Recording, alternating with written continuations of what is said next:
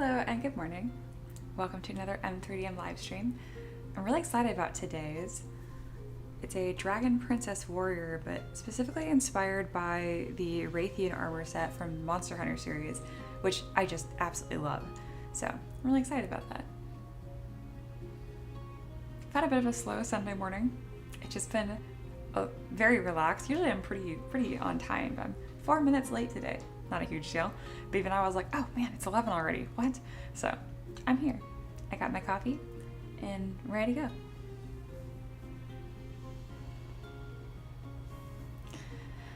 go. Alrighty. So this request today is another great one from Jamie DuPont Labos. Yesterday we didn't use Warrior, that was his first request. And the second one here is a Princess Warrior with a battle axe and a battle dress armor inspired by the Rathian female armor from Monster Hunter. So yeah, I found a cosplayer that did a fantastic job recreating this in real life called Lightning Cosplay, and I like the proportions a little bit better. I actually don't like the Rathian armor set from Monster Hunter World straight out, but I love Monster Hunter. This wasn't one of my favorites personally. I always liked the Valhazak armor set. Oh, I really want to play that game now, but anyway. All right, I think we're gonna sit down my coffee and we're gonna get going.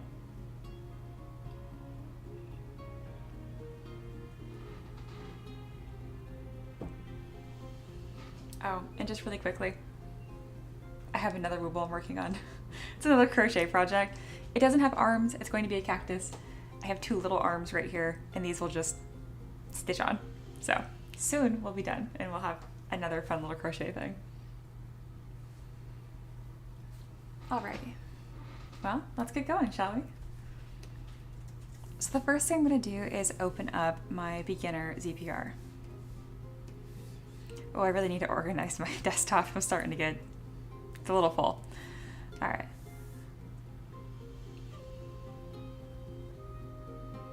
Here's my beginner ZPR. And it has all kinds of nice pieces for me to work from. I'm not gonna need the mail tool, so let's go ahead and delete these pieces underneath. Excellent. All right, there she is. Well, let's get started and start thinking about how we want to create this model. I'm not sure what sort of hairstyle I want to give her. Usually for like a warrior or dragon princess, I want something a little bit more elaborate, but I also want something maybe a bit more tucked away. Something that's maybe braided. I think I'm gonna go with this low ponytail.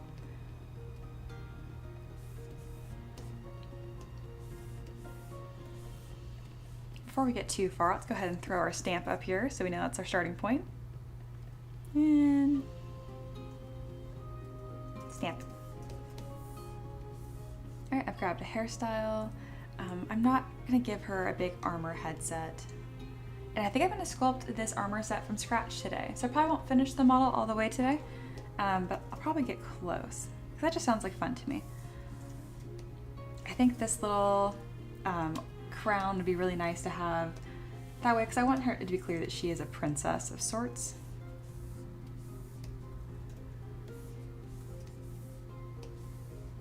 Anything else from here? Looking at this armor set a few times. Again, I think I'm gonna create a lot of this from scratch. That just sounds like fun to me today. Yeah, I'm not gonna grab any other assets. I'm just gonna grab her hair. I'm not even gonna look at these. I'm just gonna go and start making stuff from scratch. Sounds like fun. Oh, except for shoes. Nope, I'm not doing shoes from scratch. I hate doing shoes. So we're gonna load in some shoes. Shoes. And for shoes, I'm gonna give her some sort of boot. That looks armored and simple. There we go. All right, now we have some boots, and let's move right on along. So yeah, these are the only pieces that I grabbed today. Vicky says good morning, and then let's see. I think it's Aloha. Thank you, New. Hi, welcome. Aloha says, hey, your channel came up and recommended last week.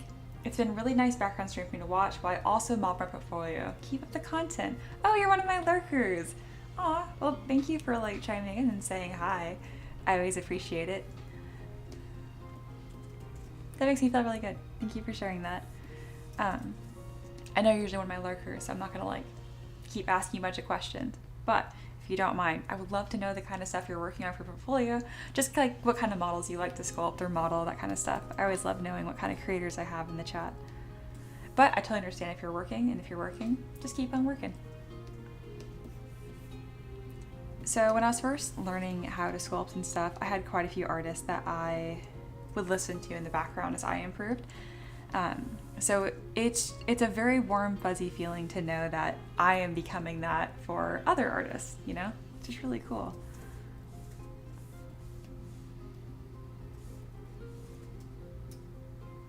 All right, so we're gonna fit this crown on here.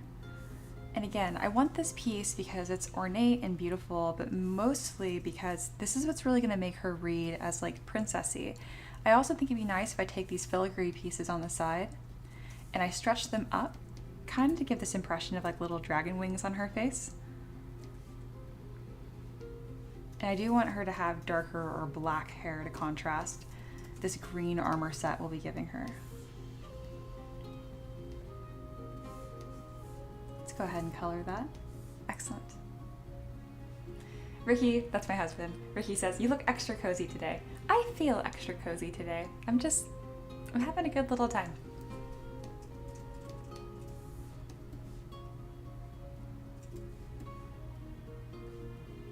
This week has been really nice because I'm not putting the pressure on myself to finish the model on stream anymore.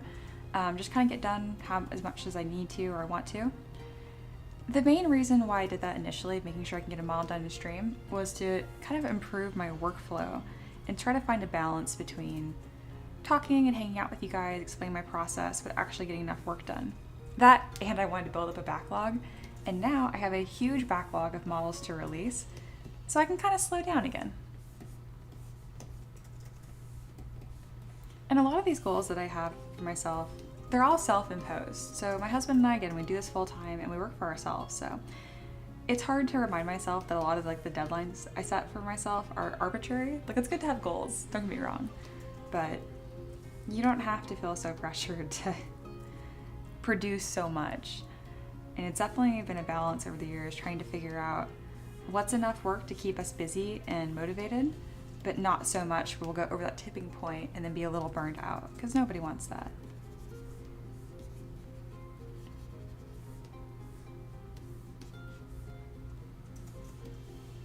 I haven't had much experience with burnout. I've done a pretty good job with that, especially because I'm pretty work hungry.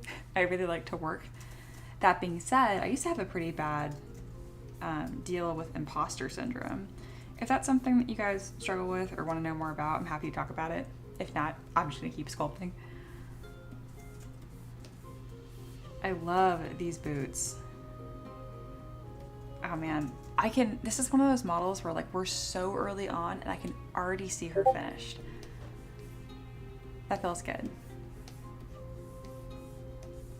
All right, and then this little crown piece right here, it will be the same beautiful green as her eyes. Not black, that is black. We want green. So kind of a fun thing for my other ZBrush artists out there.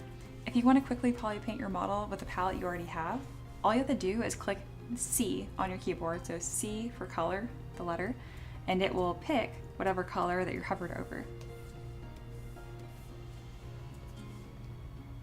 And then I really recommend putting gradients on darn near everything. I find that gradients really just make your model more interesting. At the very, very least, you can turn on back face mask and it kind of gives like this ambient occlusion painted look, which is really nice. All right, I like her features a lot. I also want to sharpen them up a bit because she's a princess and I want her to be a warrior princess though. So I'm gonna give her a bit more of a severe expression. I'm also gonna give her more of like a hooked Roman nose just because I like them. Sometimes I don't have complicated reasons for picking things, they're just features that I like. Aloha says, oh, there's ads were inserted, I just saw. So I'm gonna wait for just a second. I've gotten better at seeing when YouTube inserts ads.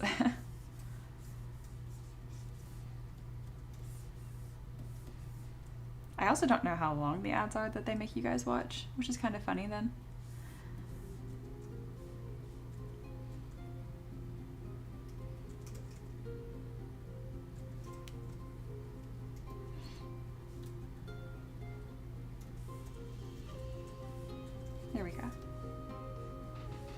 Aloha says, it's really nice seeing the process and little quirks of fellow artists and modelers. It's a really encouraging way to improve. Also, currently, I'm doing a lot of anatomy studies to improve my current torso studies.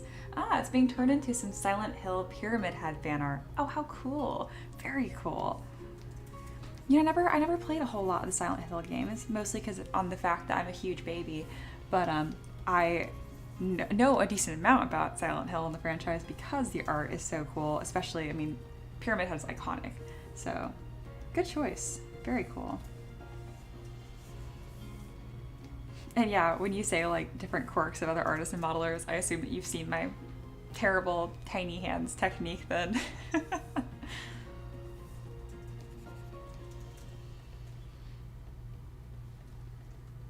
So something else I want to do here, I like that she looks a little bit older. I think I want more of my models to look like that. So in 2 weeks, I am turning 28, and so I'm kind of getting over and having all my models look like they're in their 20s. I now want my models to look a little bit older and like a character that I could be. So yeah. I'm playing Dragon Age Belguard right now because Dragon Age is like my favorite series of all time.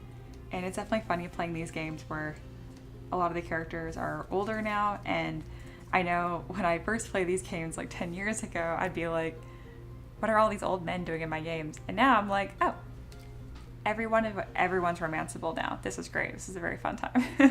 So there are perks to getting older. I think Baldur's Gate did a really good job at kind of sidestepping that because a lot of the companions have some sort of like magical element to them. Pretty sure Astarian's like hundreds of years old. He's a vampire. Alrighty. Let's go ahead and fit this a bit better. I don't like that these strands of hair are so far away from her ear. Kind of gives her like this. It's like balding look. So what I'm going to do is I'm just going to copy those strands and make another layer of them further back.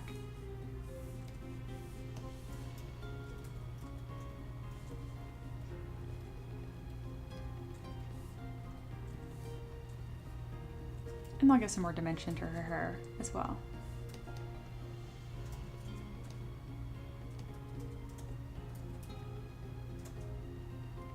Perfect.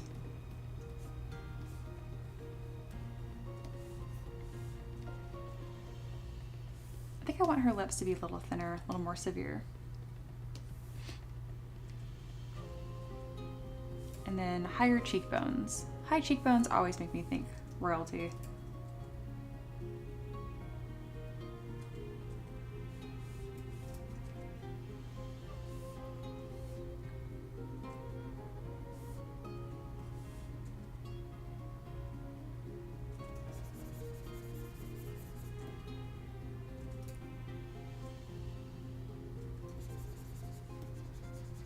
Right now I'm kind of smoothing her jawline out a bit. I think giving her like this like sharp, pointier nose, or not nose, chin and jawline is also going to complement this character.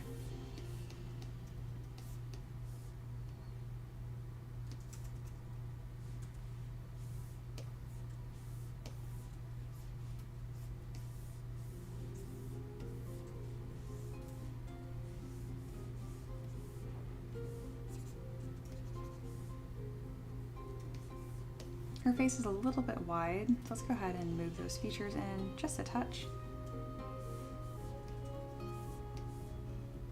Perfect. All right, I love the expression she has. It's very subtle, and just like her overall features, I'm really happy with that. I'm gonna go ahead and start decimating some of these points down because I'm gonna be spending a lot of time creating all of the armor today. So I wanna have the head pretty much taken care of before I move on. Aloha says, I need to head up for now, but I'll catch up with the VOD later. Thanks for being so welcoming. I normally don't interact much online, but I want to send my best wishes for your great content. I really, really appreciate that. It means a ton. Good luck with this model. Thank you, and I'm excited to hang out with you later, even though I won't be here live. Still counts. So, hello future Aloha as well.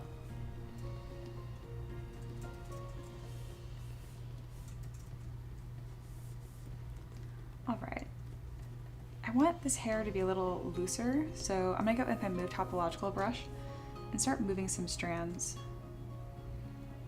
There we go. Because when you have some of these pieces like clipping into their skin, it really kind of defeats that smoother look. Oh, I see B is here. Good morning. I'm so excited about the collaboration that we're doing. That's gonna be a lot of fun. I think I might even incorporate your present models under the tree model that I released as well. So I'll have a couple different versions of that. We'll see. Either way, I'm very, very excited for it. And I'm really glad you were open to doing something together.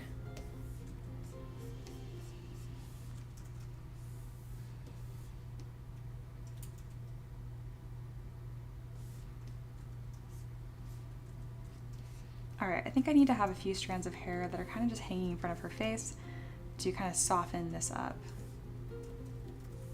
It really just needs a couple asymmetrical details.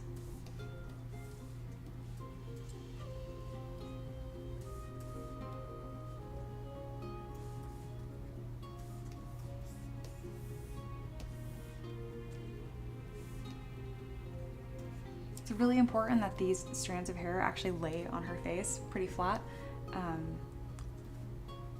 That way they don't require any supports when they're 3D printed. It's not the end of the world if they don't print, but it'd be nice if everything worked. There we go. And B says, oh yeah, it'd be cool. Of course, I'm down for more if you ever want to as well. I send everything as we speak. Oh, awesome, awesome. If you want variations, let me know. Can always make more. Thank you. You were so freaking quick. I love that. Yeah, I'll be a little bit till I get the Christmas tree done, but it will definitely be done by my birthday, which is just in 2 weeks.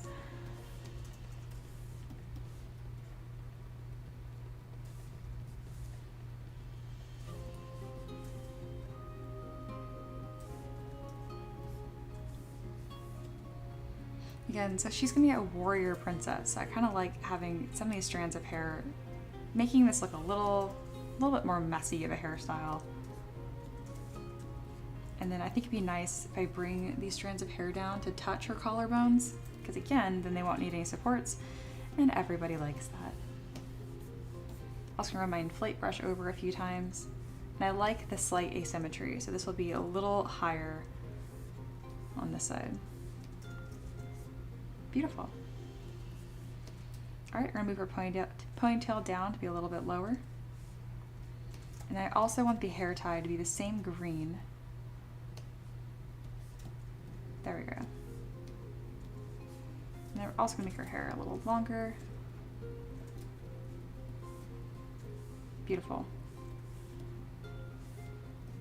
All right, I'm really, really happy with that.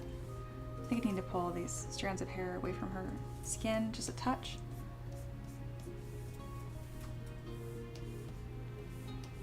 And to do that, I'm gonna use a Move Topological brush so I don't distort the other hair strands.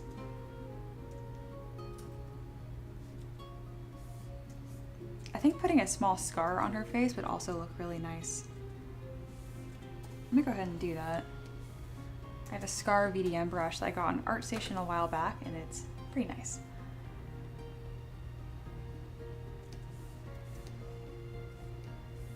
All right, something simple on her cheek. I'm probably gonna need to turn off poly paint. I'll poly paint it myself.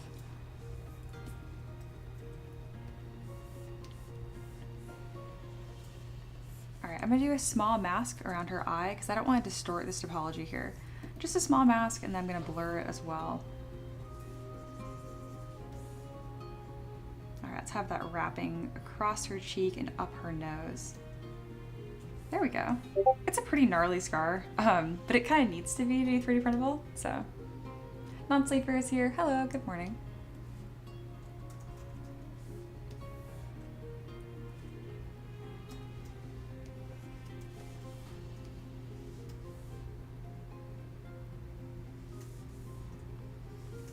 Now that I've seen one of my mentorship students has officially joined the live stream, reminder to any of my other students hanging out, if you guys have any questions on how I'm doing anything, excuse me, these live streams are also for you guys.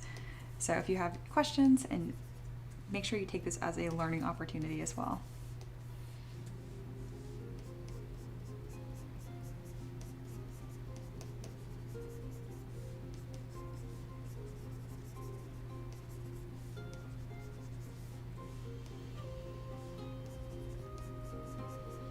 Alright, so when I paint scars, I like to go with a really pretty bright color, that way they're really visible. And then I go in with a darker red on the edges to give it a nice shadow. There we go. That makes the scar look pretty fresh, but I like that. Alright, that's looking pretty darn good. I think I want to lower her eyebrows and her eyelashes even more to kind of make her expression just a bit more severe. I might even thicken up her eyelashes on the outer rim. There we go.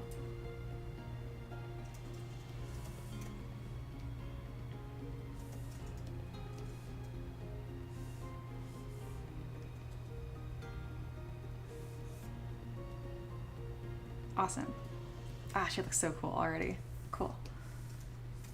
All right, her eyes definitely don't need to be as high poly as they are. I just have this in case I want to change the color. Let's bring that down to 15,000 points.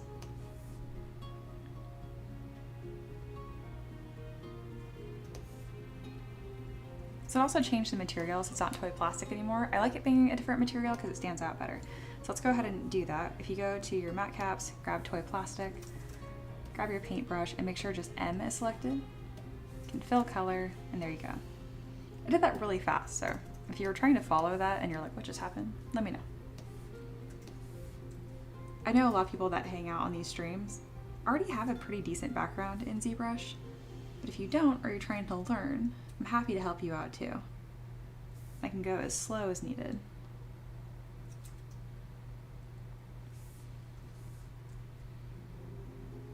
Alright, right now I'm kind of just strengthening a few of these details here on her face, because all of these curves and stuff and lines really make the painting process so much easier.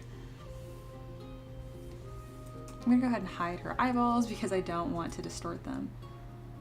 So right now I'm building up an edge on her eyes and also creasing below her eyes.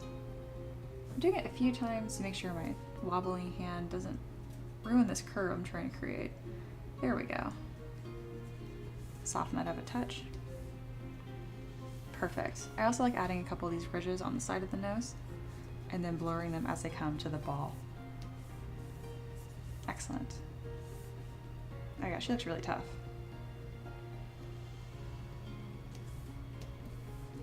I really like her nose shape too. I like creating different fun nose shapes. Just makes my job a little more fun.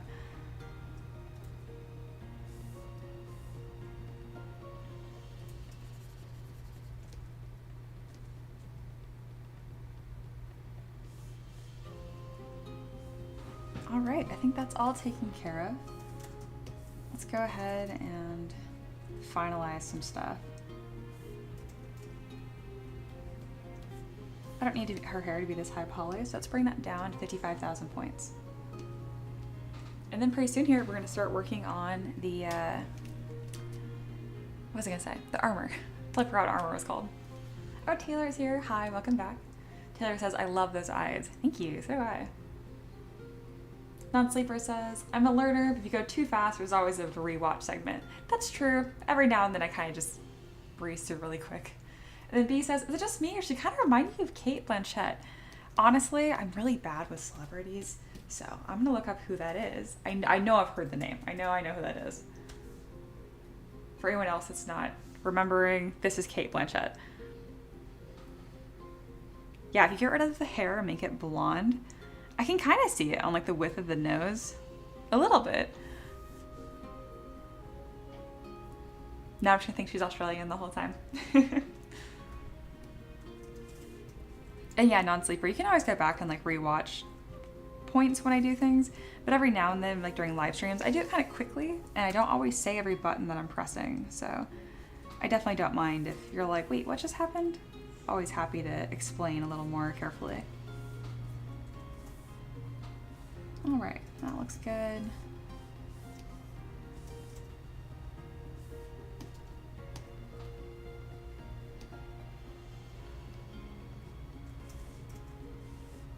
gonna merge her eyes down, her eyelashes. I'm just simplifying my subtools right now, because this model is gonna have a lot of pieces, so I kind of want to get ahead of this before I get too far in. So I don't normally do this, but yeah, I have her eyeballs, her eyebrows, eyeballs, all this is just going to be the same piece in one subtool and just makes it easier to manage. I'm actually going to include her crown as part of that too. I'm going to inflate that just a touch. So they're still separate poly groups. I haven't like dynameshed them or anything. So if I need to, I can always go through and like change pieces and stuff. But that'll help keep things nice and tidy. All right, it's time to start designing this armor. Oh, I'm so excited. Okay. As you guys can tell, I'm in a killer good mood today. No real good reason. I just feeling good.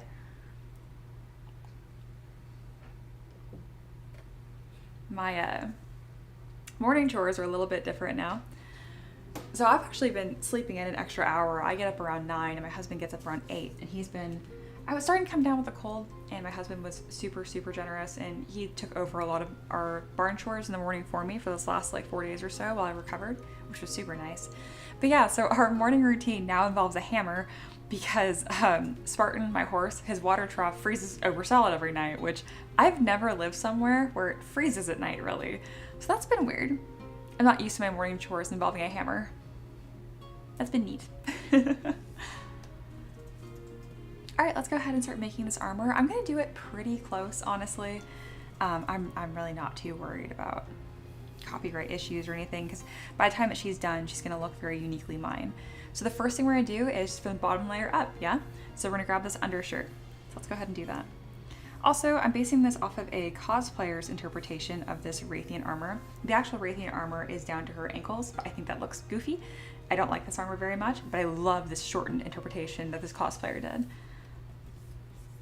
Again, I've played a lot of Monster Hunter, and the Rathian set was not my favorite by a long shot. But I love the series so much, and even though I disliked the armor, I love the series a ton, and overall, it's still pretty darn cool. I feel like I need to defend my viewpoint a little bit, so I'm going to. And not really defend, because I know I can have my own opinions, but you guys need to see like what armor set I'm talking about. There's two that I really, really like.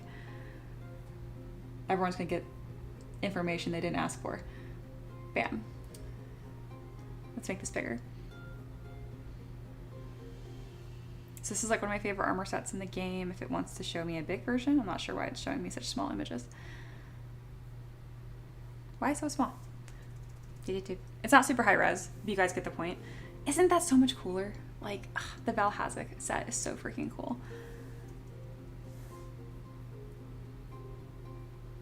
There we go.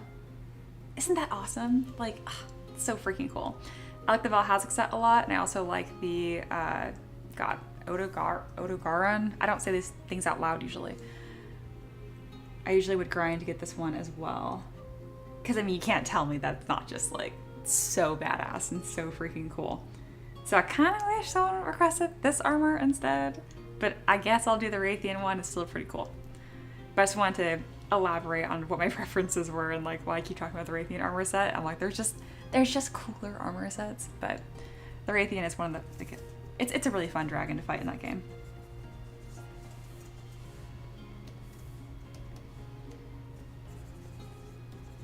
Reminder that if you want to decide what I sculpt on Livestream, you totally can. I take requests from my legendary patrons, and the link for that is in the description. There's 2 Patreons down there. One is for my 3D printable models, and one is for learning how to make 3D printable models. All right, and this is going to be that blue color.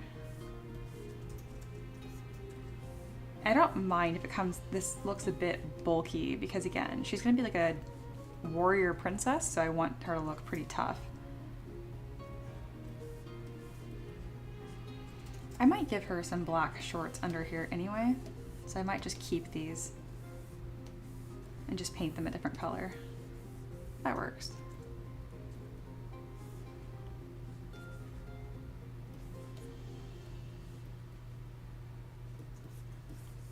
All right, come together. B says the functionality of, oh my god, the Pookie armor set I always liked. Totally forgot about that. Yeah, so that one's really cool too. I don't mind taking a couple of breaks here to show you guys these. So if you guys can't tell, I really, really enjoy Monster Hunter as a series. So this is the critter. I hope this isn't too small. There we go. Super, super cool looking, right? And then this is the armor set for it. It has like a bunch of goggles and tools on it as far as I remember. Yeah. I didn't like this one as much because the female armor has like these goofy, okay, that one's better, like eyes on top. So that wasn't my favorite. Yeah. Nah, it is pretty cool actually now that I'm looking at it. Good taste, good taste. Oh, Bunny is here. Hi, I think you're new. I don't think I've recognized the username. So hi and welcome. What a coincidence. I'm playing Monster Hunter World right now. Oh, no kidding. That's such a good game. Are you guys excited for Wilds? I'm so freaking excited for Wilds. Oh my gosh. And don't get me wrong, I really liked Rise. I wish they didn't make it... When it first came out, it was only on Nintendo Switch. That's where I got it. And I enjoyed it. But the graphics just... They were good. They were fine. But like, I was so spoiled by World that like going to Switch kind of felt like a little bit of a letdown, even though I liked some of the mechanics better. And then to further build on that, don't duplicate the entire tool, just duplicate this. To further build on that, it just never clicked with me quite as well as World did. So I'm really excited for Wild because I think it's gonna be more World-esque. We'll see. So right now I'm slowly going through and I am breaking up all of these pieces here.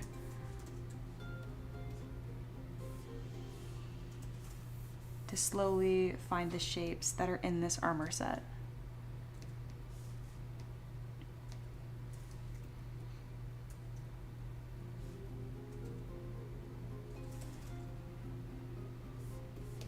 I'll need to go through with my Z modeler brush to build this up. But as of right now, we're just finding that initial base form. I need to stop hiding the whole subtool. That's how it normally worked, but I know like for you guys it's harder to tell what's going on, so I'll try to keep this more visible. Oh, Bunny says, I'm Bonnie Doppio on Discord. Of course I know who you are then. Hi, I'm so glad that you joined. In that case, I super know you. What up? Non-Sleeper says, the learning one is so awesome and tailored to each student and their learning rate and skills. Me as an incredible teacher and mentor. And they're talking about my classes, if you guys are interested in that. And then Taylor's being silly said, did someone say tailored? Kind of. Bunny says, I love World. It's mechanically my favorite. I feel like it's lost a lot of the cartoonier elements of the older games. So you didn't get goofy weapons like frozen swordfish you hold by the nose. That's true. I mean, there's a couple that were silly, like in Rise, that kind of brought some of that back. I remember there was, oh goodness, I think it's for the Sword and Shield. They had an event where it's just like a giant cat paw. That one's pretty cute, but I get what you mean. There's not as many of those.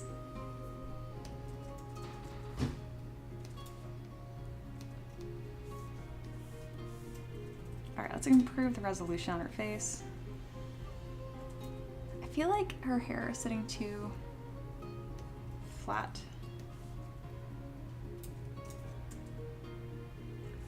I think I'm gonna bring the sides of her ponytail out a little bit. Yes, I like that better.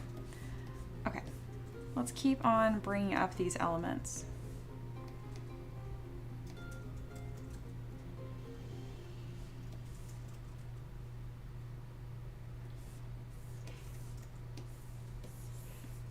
There are so many pieces for this and I'm excited to do a really good job because it's a beautiful armor set.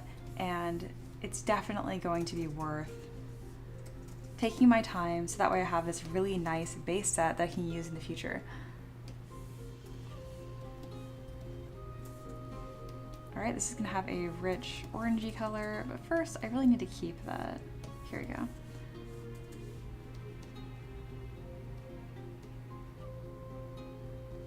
I want that reddish, rich brown color here. There we go. Also going to be a shoulder pad.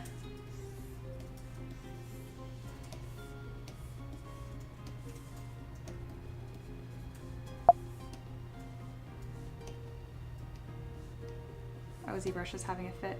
Come on. There we go.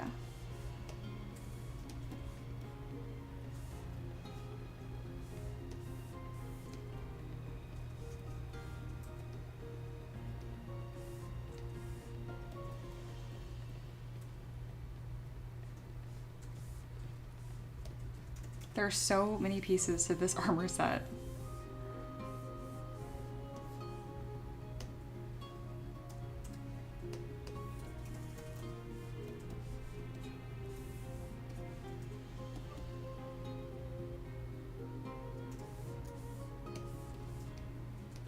There we go. I'm probably gonna set a timer so I just stay on track here. Again, there's no rush for me to finish these models on stream. I do like to make sure I'm making good progress. So I like setting little goals for myself. Where did that timer go? Oh, there it is. Duh, I'm just blind and covering it up with my arm.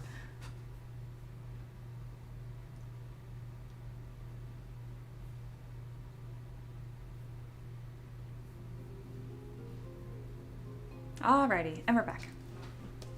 Okay, so in the next 30 minutes here, I want to try to get every main component blocked out. Maybe not detail, but just like some sort of piece that will indicate what it is going to become.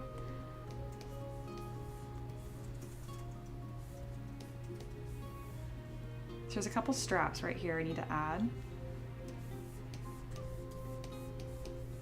Man, I really want to play this game now.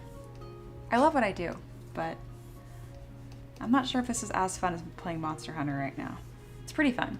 I actually haven't played a single other game since Veilguard came out, so it's probably about time for me to play literally anything else. Maybe not. I really want to finish Veilguard. I haven't had the game spoiled for me at all, which is magical, so I would like to keep it that way, and the best way to do that is to finish the game sooner than later. Especially because I spend probably too much of my time on Reddit, so it's only a matter of time. And I'm not about to get spoiled on a game that I waited 10 years for, so yes.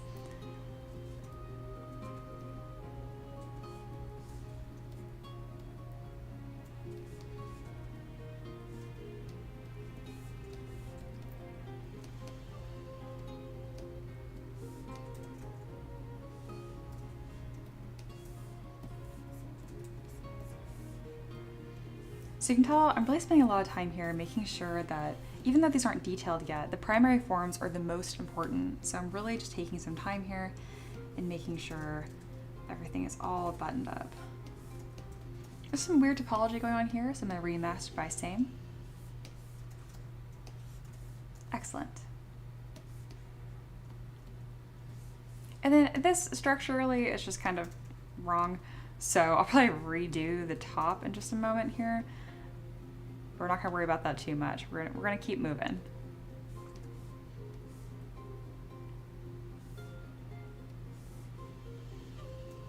Oh, I like these bracers a lot too. All right, how do I construct those?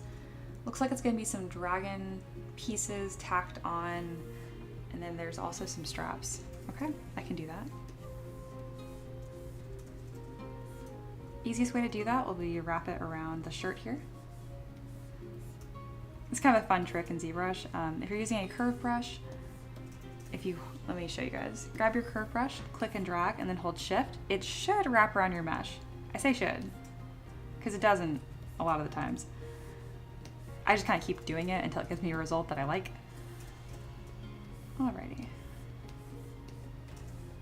Looks good. I'm gonna go ahead and merge these straps down, and then we'll extract a new piece off of the shirt. Getting a lot of use out of the shirt right now. And the reason I'm extracting from the shirt instead of the body is because this has cleaner topology, because I already went ahead and did that. You could extract off the body, it's not really a big deal. It just saves me from zero meshing once.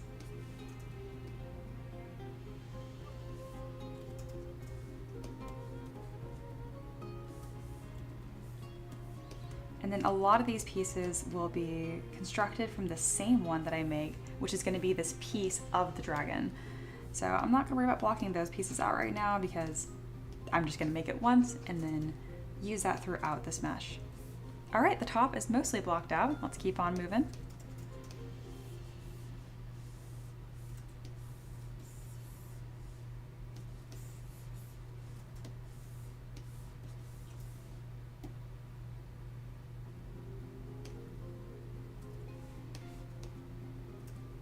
And at some point, I'm gonna need to decide when I want to start merging these pieces down and making them reusable assets. But that is for a later time.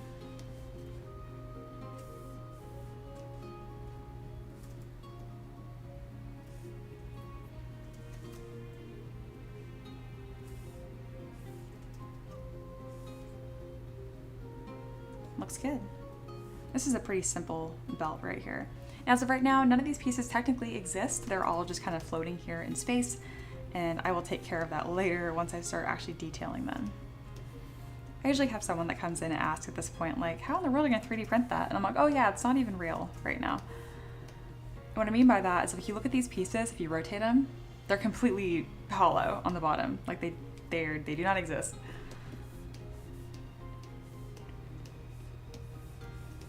All right, let's go ahead and add this other thin belt right here. I like doing this without symmetry turned on usually. Looks like it's having a bit of a hard time wrapping around the mesh, so I'm gonna temporarily close holes.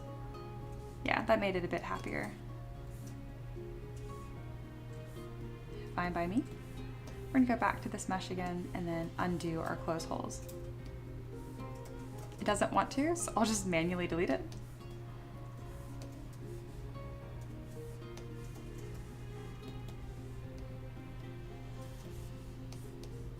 Excellent. Just getting all these pieces in shape.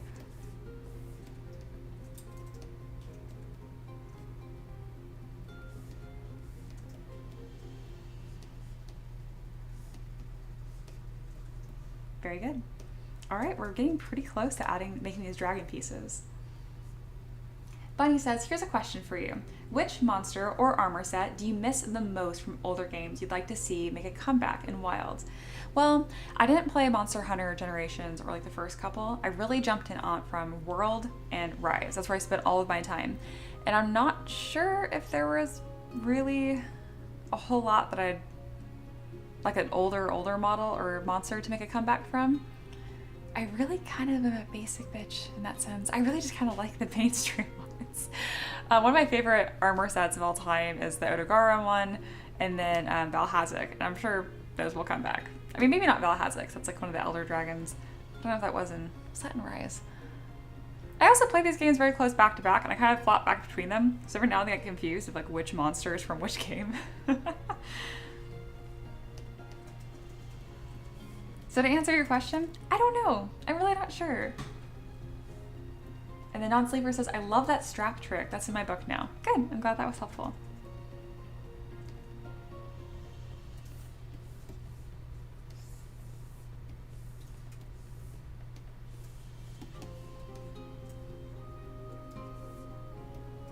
I know I played, like the oldest Monster Hunter game that I played, I think was on, oh goodness, I think it was on Nintendo 3DS. I think it was on the 3DS. It's really, really hazy, and I was like borrowing it from a friend, so it wasn't actually my game, and I definitely did not play it a ton. I liked it, just didn't play it a ton.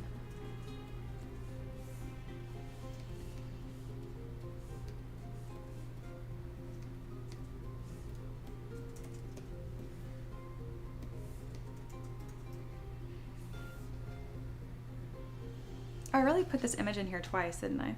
I think I meant to grab a front and a back of this cosplayer's work, and I just grabbed the front twice, which is kind of funny. Did I keep the other screenshot? No. That's okay.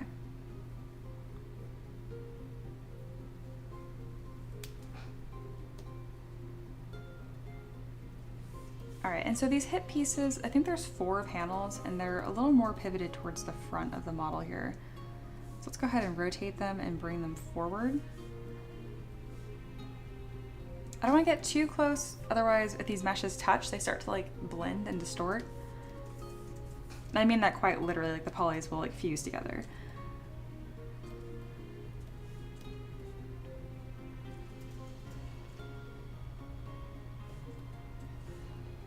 And then this has a much clearer shape on it here. Let me delete one of these entirely.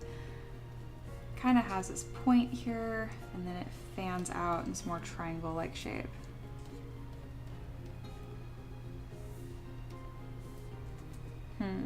Something I can do to help me out here is I can create some creases with my Z modeler brush, and then I can polish my features and it'll kind of grab onto that shape a little bit better.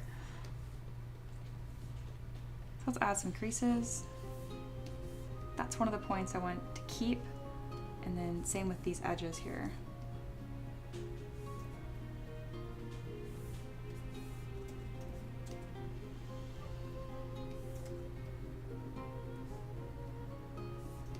Those as well. Let's see if I can get that to work. It'd be this vertical and this vertical.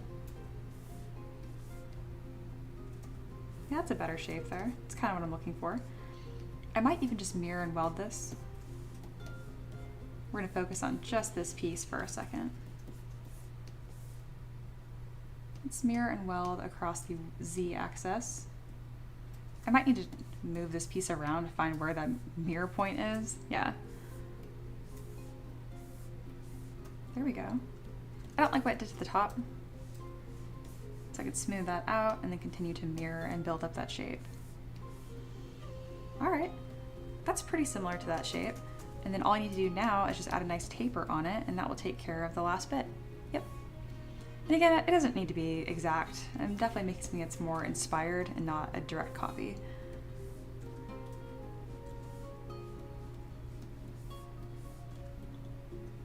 Nice. I'm happy with that.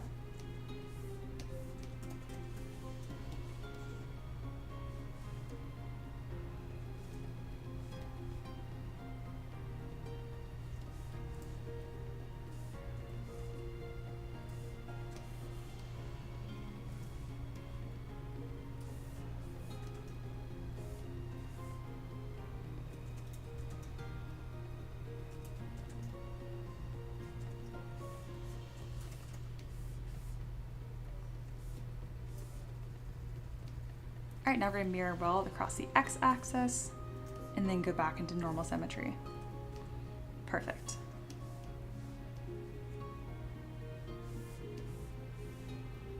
Again, I'm going to move these as close together as possible, and then I'm also going to trim up these edges just a touch.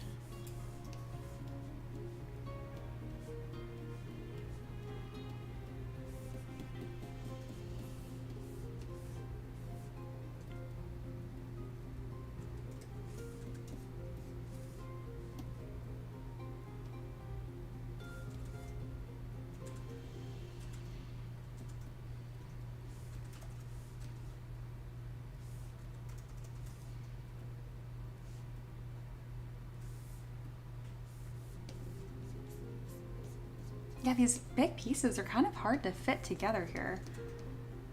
Kind of struggling with this. That's always a good point, to kind of learning to see how I want these shapes to fit. I like how it is now because it's kind of like these large petals, but right here it's actually kind of off-centered, I think is the way they're achieving this. I like this one the best though. And it looks like they have some, kind of like a bit of like almost chainmail mesh in between. It's like a tabard of sorts. I think I am fixating on this a little too much. So let's go ahead and move on. I can always revisit.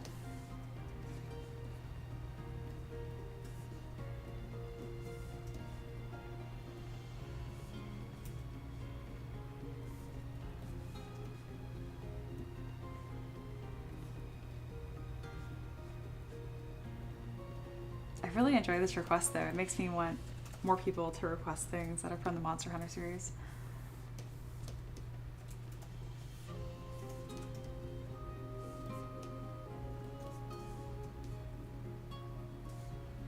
And then yeah, I don't like how these are overlapping and stuff, so I can make these a bit smaller, but I want it to be very, very clear that these are underneath.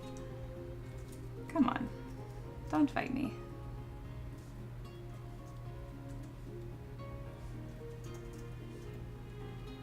There we go. I'm gonna make these panels right here a slightly darker gray so it's easier for me to differentiate in the future. There we go. Perfect. And now let's create that chainmail mesh.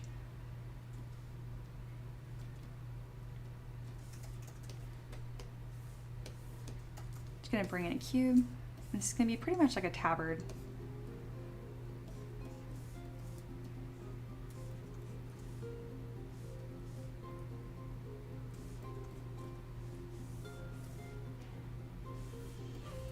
So the way that I'm going to create this is pretty simple. I'm going to grab some rings, decimate them down, and then literally make some chainmail. I've done array mesh with this before, but I find it's pretty much just as easy and quick to do it by hand.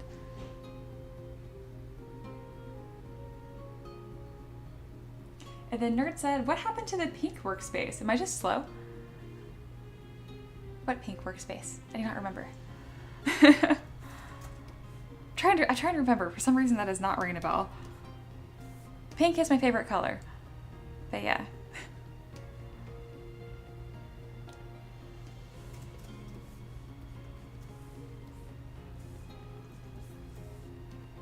All right, so we have this nice little piece here, and now we can create kind of this chainmail texture underneath. I'm temporarily going to hide these pieces that I constructed, and now we're going to have a slight rotation. The rings need to be somewhat large, that way they'll actually lay correctly.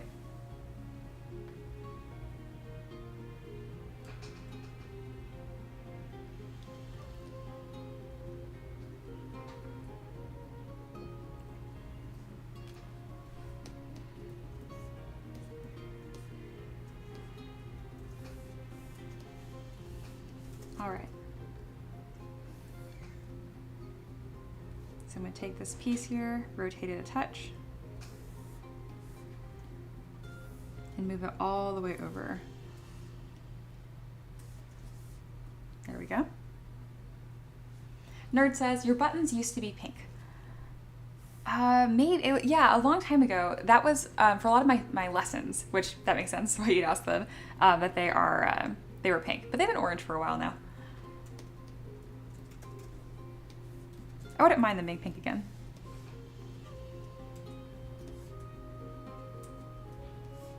All right, and now we're gonna duplicate this and move it on over. Bam.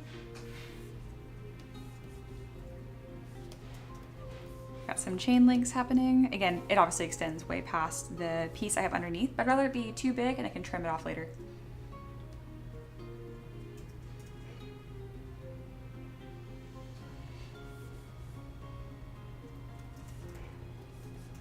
Yeah, I can't remember when I went back to the default orange.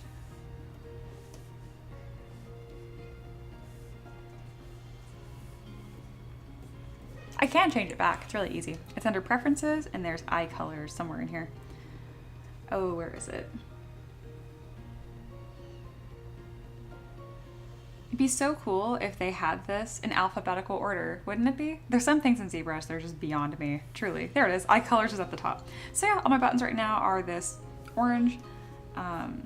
If you click and you drag these, it lets you pick a new color. I'm not even sure which one triggers these specific icons.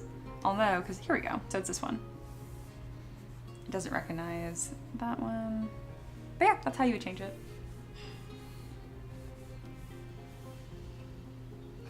Usually when I change my colors, I like to have the colors tablet open right here so that I can click and drag to whatever color that I want.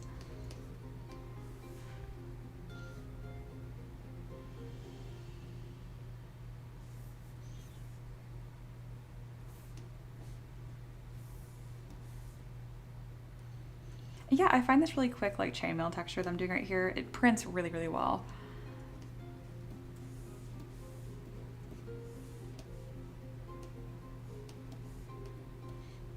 Go ahead and flatten it up a bit.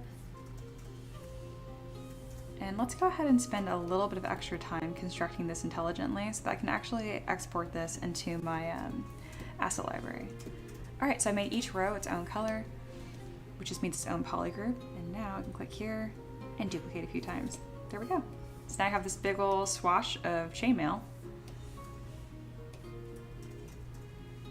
And I'm gonna go ahead and throw this into my asset library. Get my Z store organized. I'll put this under item. Item. Chainmail.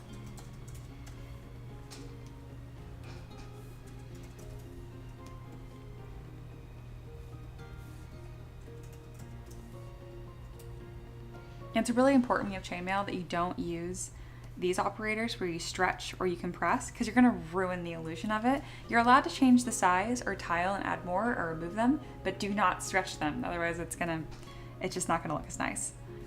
You're allowed to stretch in this direction though. That makes it more 3D printable.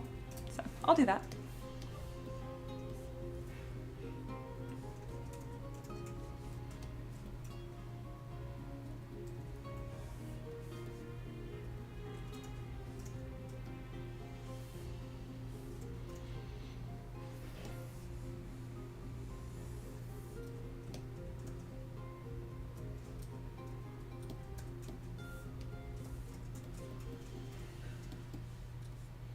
Gonna make this a touch longer. There we go. All right. And then I don't mind having this little like rectangular tabard behind it. It'll just make sure that I don't have any gaps in it 3D prints. Make sure we tuck that behind the belt. And then this piece, the structural kind of like backing as well.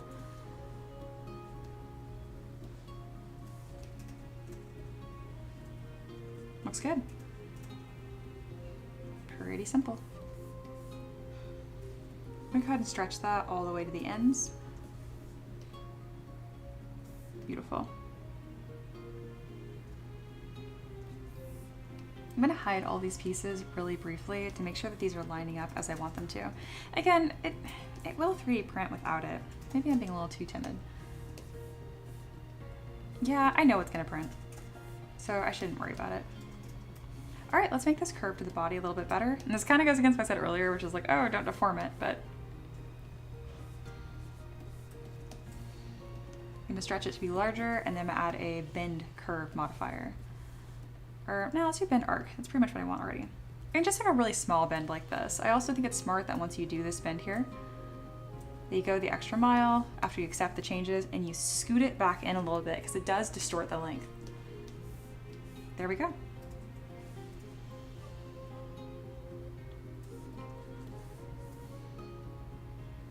Really like that. That's really cool.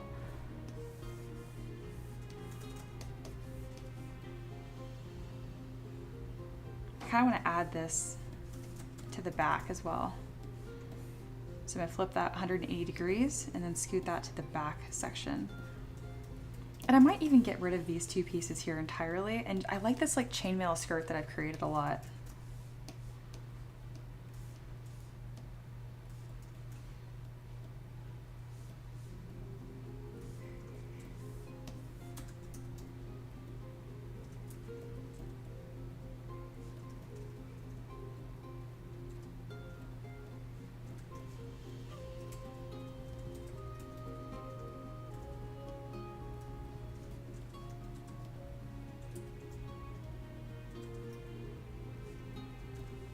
I'm going to bring this belt piece over the chainmail.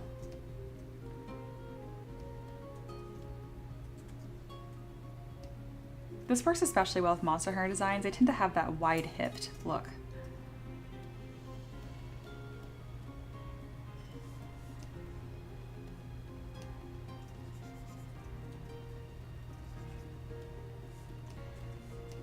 Very nice. And I think I will keep these other panels here actually. I'm just not too worried if they don't match up perfectly. Also going to remove one of them so it's a little easier to find my pieces. Turning off symmetry, adjusting the shape, and then mirror and weld. There we go, a little easier to work with. And let's make sure we don't have that little clipping spot right there. There we go. All right, these are all the main pieces. I have my design a little more stretched out. I have a lot more of this like leather corset showing. And something else I noticed is that this shirt here kind of has like shoulder pads underneath it. So we're gonna go with damn standard and bring up this shoulder seam. There we go. That's just kind of a reminder to myself too when I start structuring this shirt to not lose volume here.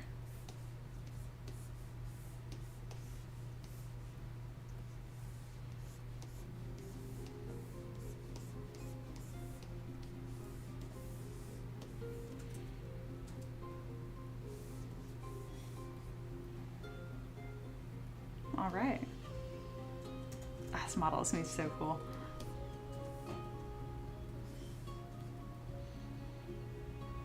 All right, my goal is to get all my pieces just drafted out in some way or another in 30 minutes, and looks like we got that. I think I can go a little bit farther here. Trying to think. It's possible that I actually kept this dragon claw. I have a dragon turtle monster that I sculpted a while ago. I might just go in there and grab his foot.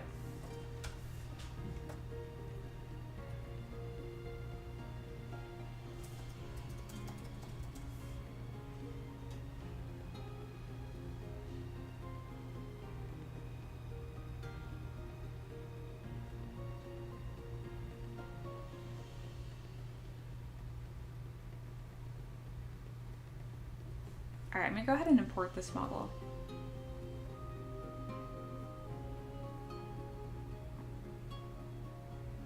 Taylor says the armor is coming along. It sure is.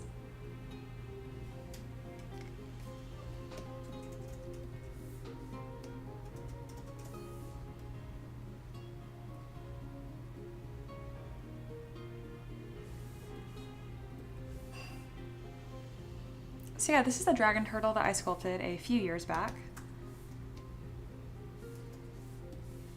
And it's very similar to the Rathian texture. Obviously this is much more of an aquatic one than the Rathian is a poison dragon. But the foot here is actually really, really similar to what I will need. So I might incorporate some elements from this. So let's go ahead and let's do that. So I'm gonna mask off this foot, delete auto groups, delete these pieces again, and close holes. And let's go in with a trim dynamic brush. And let's kind of clean up these edges here just a bit.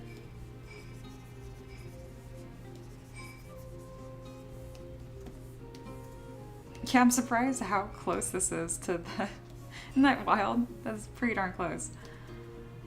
Alrighty. Couple things here. I need to poly paint the chainmail before I forget. The front and the back piece. And then this will need a little bit of shaping, though I don't mind the curve that's on it.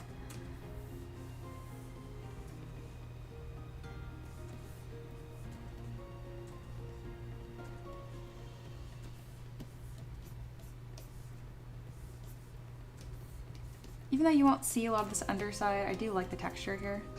And I am gonna bulk this up a little bit more with my damp standard brush.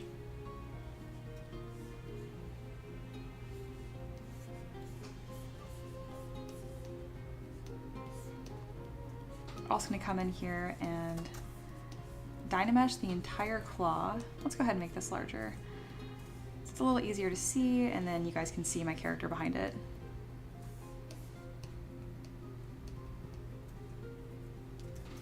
All right, since I'm working subdivision levels and something that was decimated, we're gonna Dynamesh instead. That's gonna make this look a lot nicer and have better resolution. All right, I went ahead and did that. And let's go ahead and sculpt these forms in a little more clearly.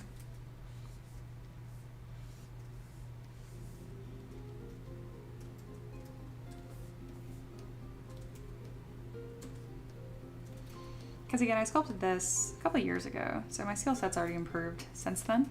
So I can kind of apply the new things that I know.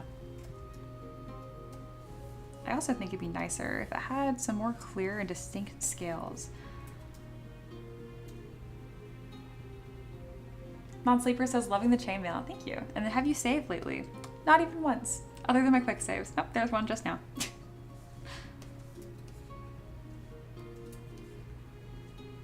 I haven't lost any work in a long time, so I'm not worried about it too much. I don't know if I want this pointing this way. Kind of throw these shapes on, kind of see what it looks like. I don't think it's gonna read as well. I think it needs to be flipped this way.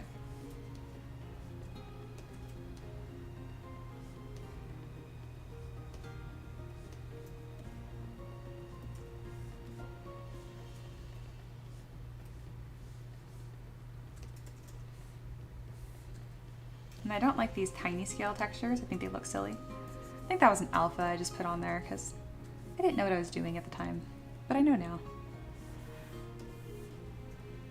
And I like these textures quite a bit. So let's go ahead and bulk those up. So I'm carving out these forms with my damn standard brush. I'll need to create a few more.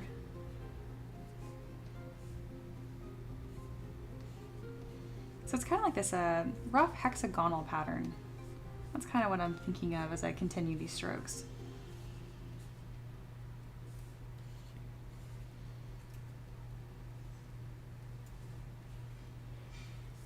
If I ever feel like I'm kind of losing the shape or I'm not sure, I kind of just go back to an area that I think looks more structured, and then I kind of move back to it. It kind of keeps things looking organic and balanced.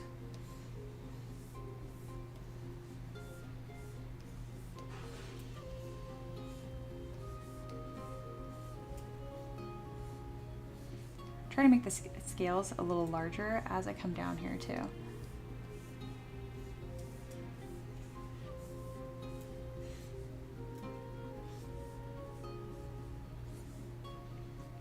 There we go. That's going to paint so much nicer and be so much more interesting than what I had before.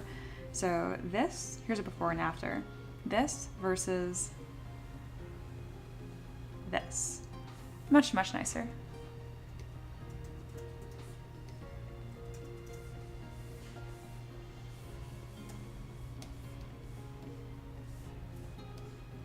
I know I say it a lot, but that's exactly why. I'm like, if you can't sculpt things without a default brush doing the work for you, it's not going to help you very much.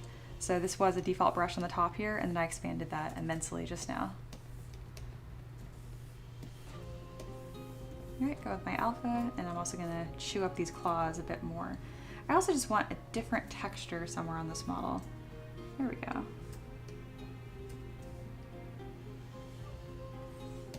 Inflate the underside. And I keep detailing the bottom. I don't have any plans for this to be visible quite yet, but I think it will be somewhere on the model. Maybe I'll make it part of like a headpiece or something. So I want to spend the time just adding a little bit of texture here.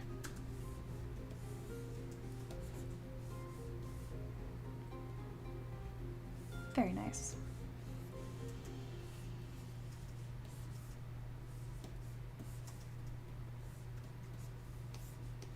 Beautiful.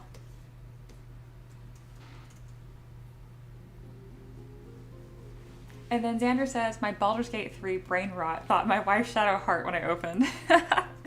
Similar vibe for sure. Kind of like a really stoic, tough. It's like a dragon princess, so not too far off overall. Non-Sleeper says, when redoing your UI colors, the first button, I think, this is what they're called, SW1, will be the fade color at the top, your lighted keys, and then the SW2 is the main color. They have a green teal. Oh, okay, so here's a S1, S2. So let's see if you're right. Yep, that is the top. And I actually don't mind having a bit of a black shade on that. And this is the main color. Okay, oh, I kind of like the green for today. We're gonna have green buttons today, guys. I like it. Thank you, Non-Sleeper. I'll remember that.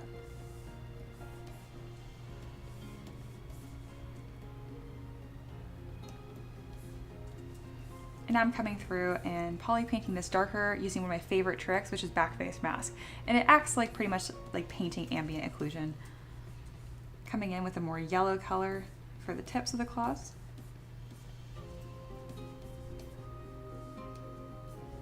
How nice is that? All right, we now have this chunky claw here that I repurposed and pretty much re-sculpted. But I don't know, it was more comfortable to work from. This is 200,000 points. It doesn't need to be. So let's go ahead and knock that down to 15,000 points.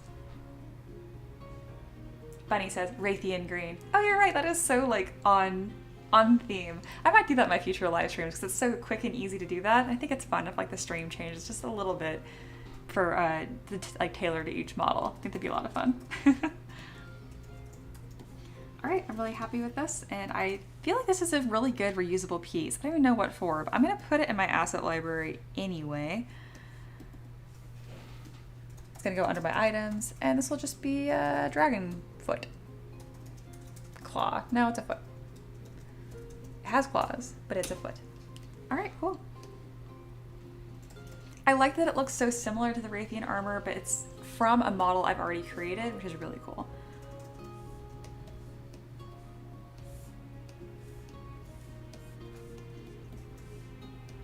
All right, let's go ahead and lay this on here. Oh, my timer went off. I didn't even notice. I'll be taking a break pretty soon here, guys. Just letting you know. Like always, thank you for hanging out with me on a Sunday. I always have a good time doing this with y'all. Excuse me. My weekend streams have been so much quieter than I expected. It's so funny. Like, one of my biggest days is streaming on like Monday, which cracks me up. I think it's because you guys hang out with me while you're at work. But I kind of like having some of the quieter streams on the weekends. It's nice. I get more of my regulars and stuff. I think I mentioned it before, but honestly, having more than 3 people hanging out during my live streams, it's a party. All right, I'm pretty happy with that foot being here. I might make it a bit larger. So there's 2 layers right here. So maybe I'll get those 2 layers figured out now. I didn't really position this very intelligently. It really needs to be on the hip. And I can make that as large as needed. Okay. Let's go ahead and rotate that more towards the front of the camera. And I kind of wish it was thinner. Yeah. And then poking up just a bit. We'll position the next one just underneath. Oh, interesting. It actually sticks out a lot more than I thought. Okay. It's kind of like a tutu of dragon's feet. Okay. I also really need to poly paint the side of these claws a little better, just so it reads from the front. All these models are designed to be 3D printed, so it doesn't really matter what the poly paint looks like. It's just a fun thing that I do.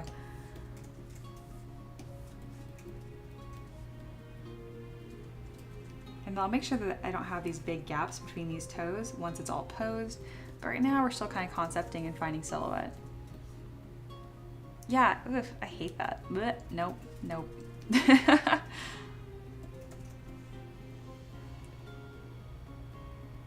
We're gonna do more of a streamlined look here. I think we're just gonna do 1. Not liking the tutu effect.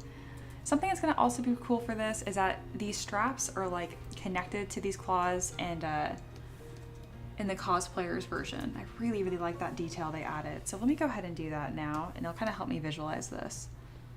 That brown color, and just add in a couple straps. Go to picker, once Z, so that way it doesn't deform back.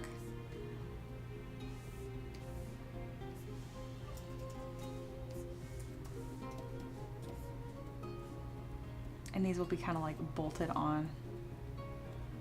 Just gonna throw it on there for right now.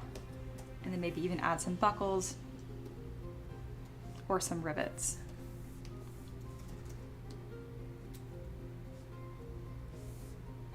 And these I'm really just kind of like tacking on to see how I want it to look.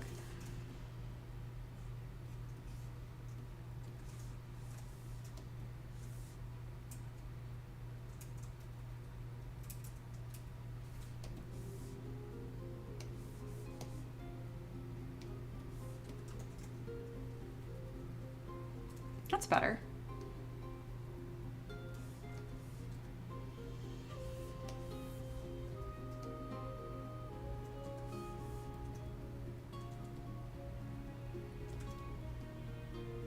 And again, this is going to be inspired by Monster Hunter, not a direct copy. So this is where a lot of my own decisions are going to start coming in. Alright, I think there's a couple things that I'm not liking, and I think it's the curvature of the claws is making this look kind of odd. Yeah, I like that better. Cool. And there's also no structural difference between like the claw heights. So let's go ahead with the standard brush and then add some ridges here. So that's the before and that's the after. Yep, I like that better too. I also think the claws are too thick and they don't have any of that like delicate curve to them. So I'm gonna go on the underside and start changing that shape. I didn't have as many opinions on this claw when it was a dismembered foot, but now that it's part of like this elegant dress, ooh, I have lots of opinions.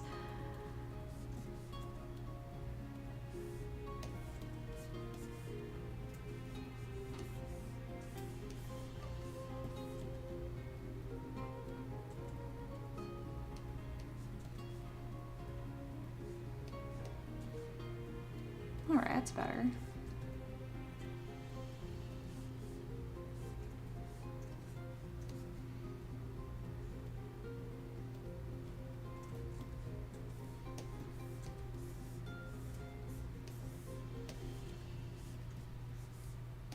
Yeah, that's better. Okay.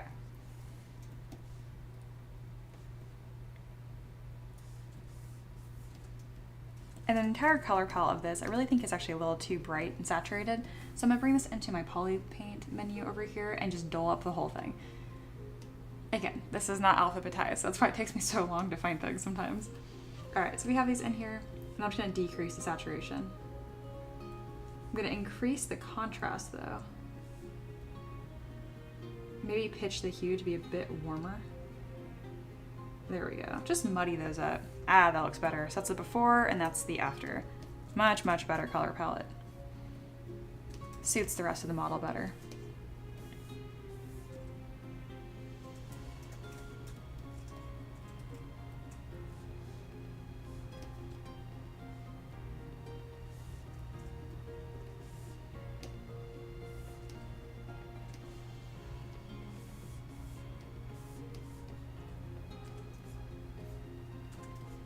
All right, cool. I'm finding a direction here that I really like.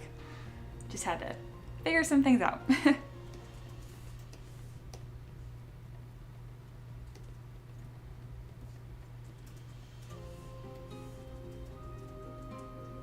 I think I'm gonna take one of these feet and pin it to her shoulder.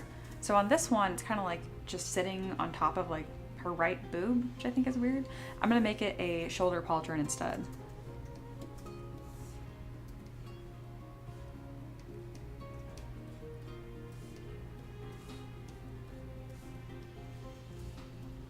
And I think I might want the claws flipping towards her face.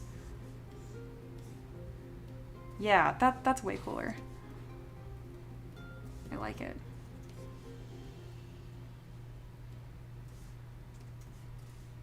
That'll need a little bit of workshopping, but that's kind of the general thought that I have here.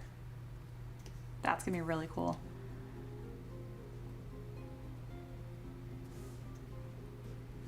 Sick. Sick. Non-sleeper says, gotta go. Love you all. Remember to like and subscribe so I'll see more of these streams. Ta-ta for now. Thanks for joining. I always appreciate it.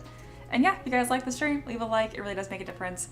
If you're really digging it, I do recommend you guys subscribe. It just makes YouTube happy and then more people are able to find me. This has been my growth on the channel in the last 30 days. And as you can tell, it's booking. If you look at the 90-day view of this, it's completely flatline. But this last month of live streaming, you guys have really brought this channel back to life. So thank you. I appreciate you guys being part of it. All right. Well, I think she's looking pretty darn cool. I'm feeling really proud of this model. I think the requester is gonna like freak out over this. I think he's gonna love it.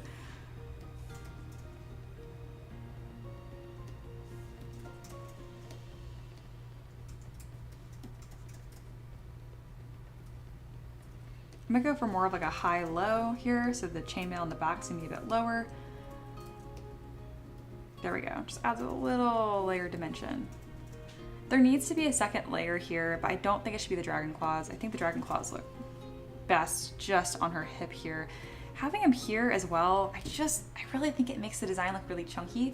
So instead, I think I'm gonna take this metal base layer, duplicate that, and move it upwards like this instead. Oh yeah. Oh yeah, all coming together. I can't do impressions at all, but I think that's a line that Kronk says from my first new groove. My husband would know, he'd be able to do it. Check that out. Oh, today is a fun stream. Oh, and I wanted these pieces as well to be on the bracers, but much smaller. So I'll figure that out. Oh, Sun's here. Hi, welcome back. Lurk. Yeah, no, hang out. Be lurky turkey. Have a good time. We're working on this Dragon Princess here, Warrior Princess, inspired by the Monster Hunter set from the Rathian. So yeah, pretty excited. I'm not doing it like a true one-to-one by any means. One, I don't want to get sued, and two, copying stuff isn't fun. So I'm doing my own kind of interpretation. It's more based on this beautiful cosplay by Lightning Cosplay. I don't follow them or know their stuff. I found them on Google, so now I follow their stuff.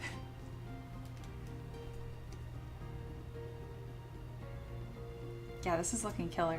All right, I want to fit these pieces up on these arm bracers, and then once I have that fit on there in some way that I like, I'm gonna take a little break and then I'll be back.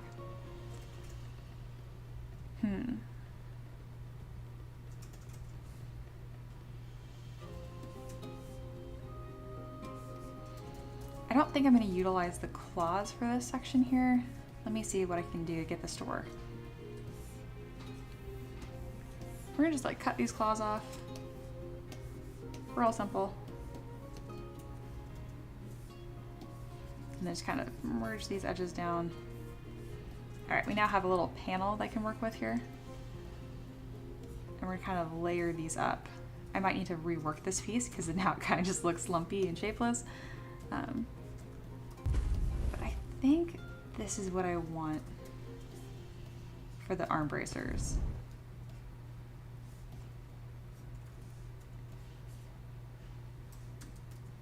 Yeah. That's kind of what I'm envisioning.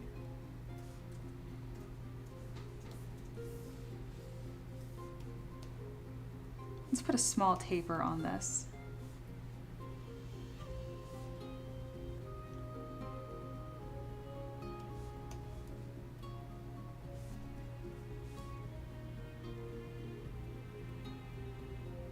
All right, and we'll go from the top here. Make sure we're moved over. Yeah, it's mostly centered.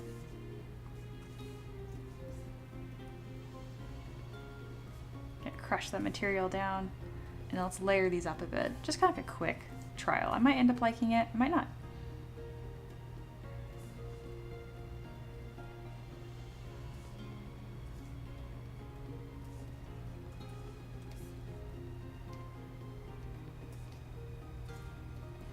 They were a little harder to move down the forearm than I anticipated them to be.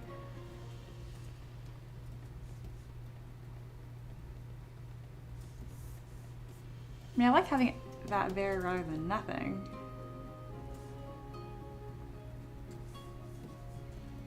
Definitely needs some shaping though.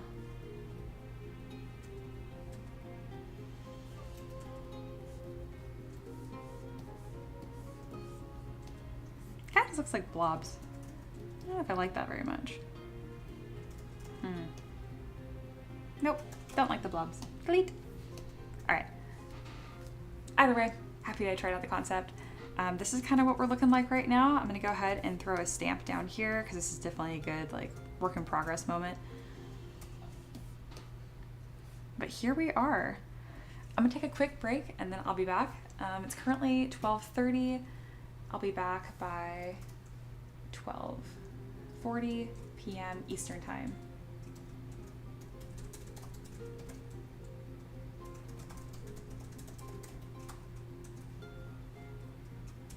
All right, yeah, thanks for being here, guys. It's fun hanging out on a Sunday. Again, if you like the stream, leave a like. It really makes a big difference. And if you haven't already, go ahead and subscribe. You're having a good time. It's the easiest way to kind of stay in touch. I have a pretty consistent schedule. It's Thursday through Monday at 11 a.m. Eastern time, but that way you don't have to remember that if you're subscribed. And then if you're interested in learning how to make your own models or having these 3D print, all the links for that are in the description. Any support on Patreon is super appreciated. And you don't even have to pay every month. You can actually join the community for free. So if you're interested in that, that's an option. All right, I'll be back in about 10 minutes. Thanks for being here. Bye. I'll be back though.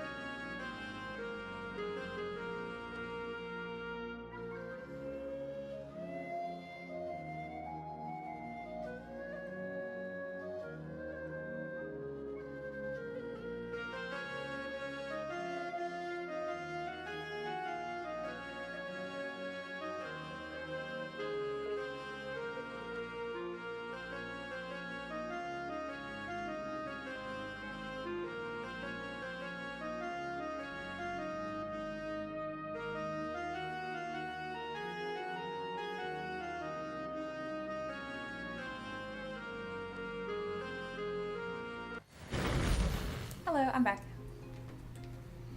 Alright, today I've been listening to rainy lo-fi Animal Crossing music, but I think I'm gonna switch it up and go to the Skyrim ambient soundtrack.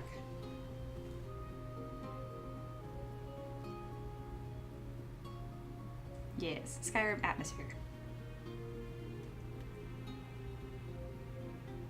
Perfect.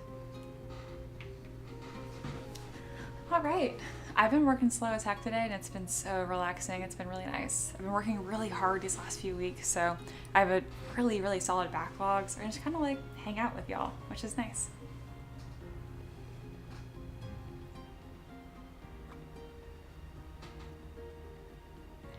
And then important Wooble update, if you guys missed it early in the stream.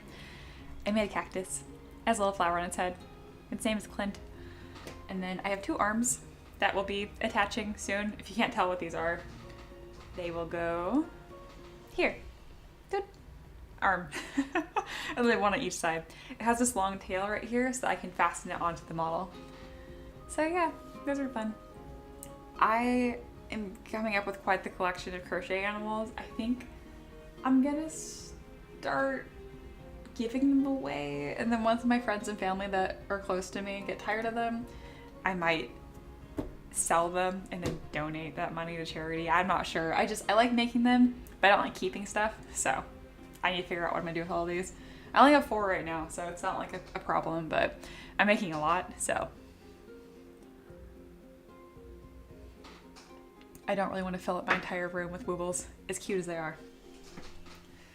All right, well, let's keep on going, shall we? I'm gonna set a timer for 30 minutes, and that might mark the end of the stream. It kind of depends how I'm feeling. So either 30 minutes to an hour. Let's keep on going. All right, for this next 30-minute segment, I want to start exporting pieces into my asset library. So let's start creating pieces that I want to keep. So I'm looking at this right now and I'm trying to think. I don't really like keeping long sleeve stuff usually. Usually the sleeves are separate, so that won't be an asset that I keep. But this breastplate here, breast top, and this corset I think would be really nice to keep. So let's start refining these shapes here.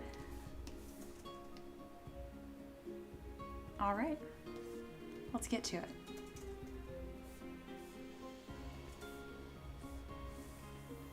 So I'm gonna go with my Z Modeler brush, and we're gonna add some more clear trim. To do that, I'm gonna insert some edge loops and then extrude them.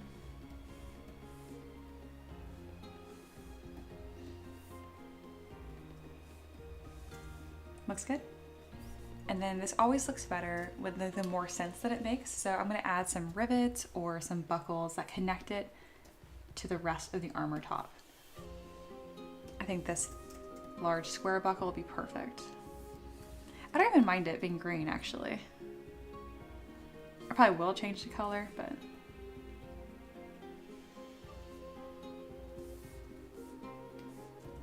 all right, that's a little bit more detail. I really want to avoid adding subdivision levels simply because this is going to be an asset that I add to my library. So, alrighty, now this piece. I do think the construction of the piece in my example is a little stronger than what I have here. So let's go ahead and bridge that gap. Interesting. It's all the like subtle shapes that make this read.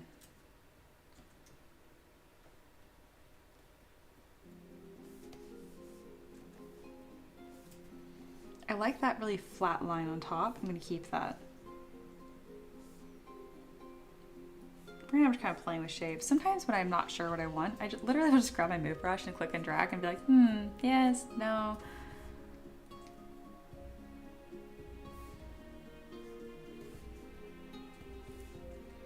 That's actually a really interesting point that I've noticed when teaching my students, that in the beginning sometimes they end up with, even though their designs are very technically good, they're usually a little bit more creative because since they're not really able to nail down the shapes that they want, they end up experimenting with shapes more often. So it's interesting because as I teach my students, they'll like improve technically and there'll be a dip in creativity at a certain point. And then I start doing like more exercises to free up their creativity again, and then actually not focus on the technical. It's kind of a trade-off as we go through the program. There we go. That looks good.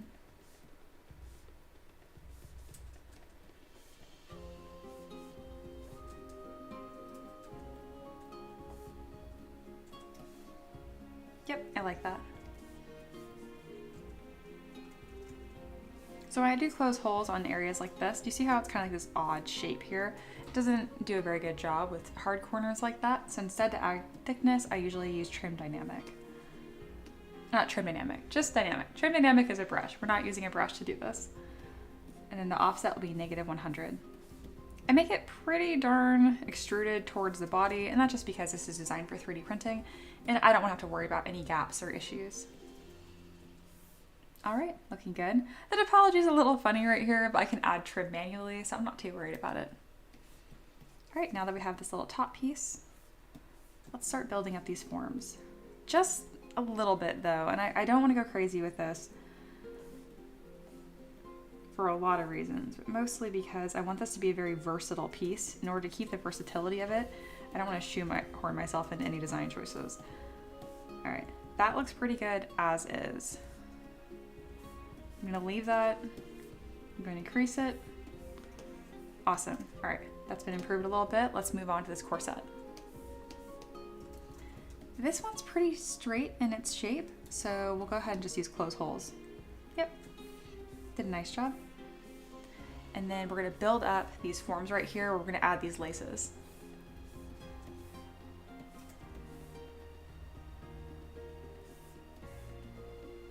Just like that.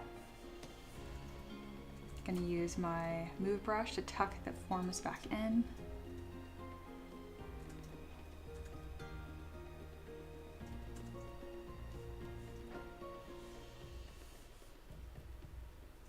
I kind of like that these straps go over the belt. It doesn't technically make sense, but I do like the layering effect, so I'm gonna keep it, even though it doesn't make sense. All right, looks good. And then we're gonna add a couple edge loops again, just for these sides here.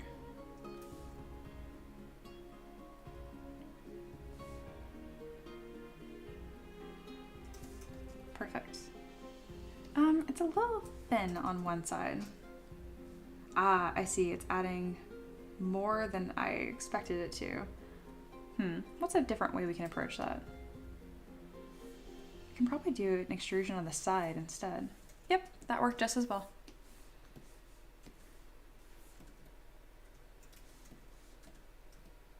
I'm making these pretty bold, these trim pieces, because they're really nice paint catchers. And I always joke about it, but like I need my models to be really easy to paint, otherwise I can't paint them. If it requires a bunch of freehand skills, it's not happening. Which I know people get a kick out of, because they're like, you're literally an artist. Like, not a great painter? No, not a great painter. Don't have a lot of practice doing that yet. I'm getting better. I print all of my models. I usually 3D print my minis in resin, but I do have a couple that I do in FDM. Mostly terrain pieces though. All right, I'm gonna run over this with my pinch brush. Just give it a little bit of a nicer structure. Beautiful. And now let's add those lace pieces. To do that, we're gonna use a curved tube brush, and we're gonna do this out of symmetry. All right, we're gonna scribble this shape in. More scribble. 1, 2, 3, 4. Yep, that looks pretty darn good. We're gonna split pieces, and we're gonna have it the same value as the green, but the hue will be red. There we go. So value for colors is just talking about how much white or black is in the color, essentially, how bright or how dark it is. And the hue is the perceived, like the color of it. So whether it's like red, green, blue. When your colors have lots of different values in a piece, it makes it a little hard to look at. You don't want like neon colors against really muted colors. I mean, again, it's color theory. You can break rules and have fun with it, but usually looks nice when things are in the same general family of colors. All right, I'm gonna duplicate this piece and then mirror it. And then we're gonna go over here and see everywhere it intersects, we're we're gonna pick one side of the mesh that's gonna win. So lose, win, lose, win, lose. And that just means whether I pull it forward or tuck it under, it makes sense if I say lose, win, instead of up or down. Just what works for my brain. All right, that looks great. Gonna merge these pieces down and then poly paint. To really sell the color change, I'm gonna darken it a touch. There we go. Oh, this is looking beautiful. Merging that piece down.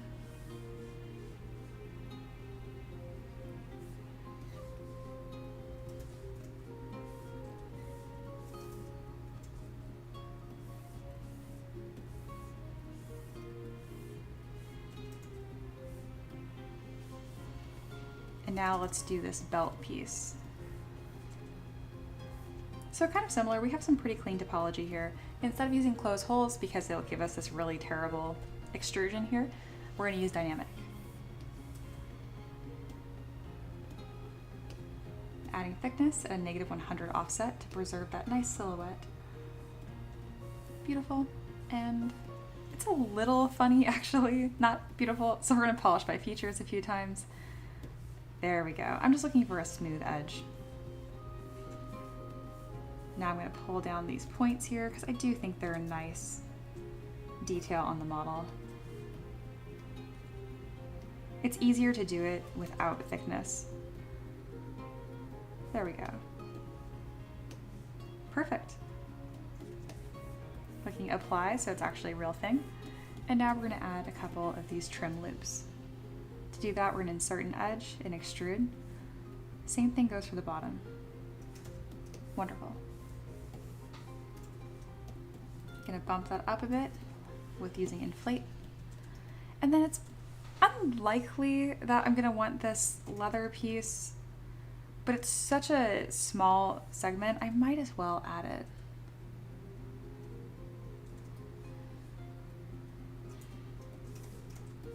Alrighty, we'll do the same thing here where we add some edge loops and extrude. Nice and simple.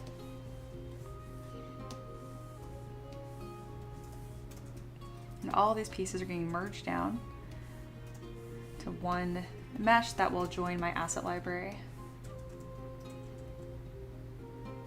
Alright, so this is the top that we made today. It's beautiful, it's so versatile.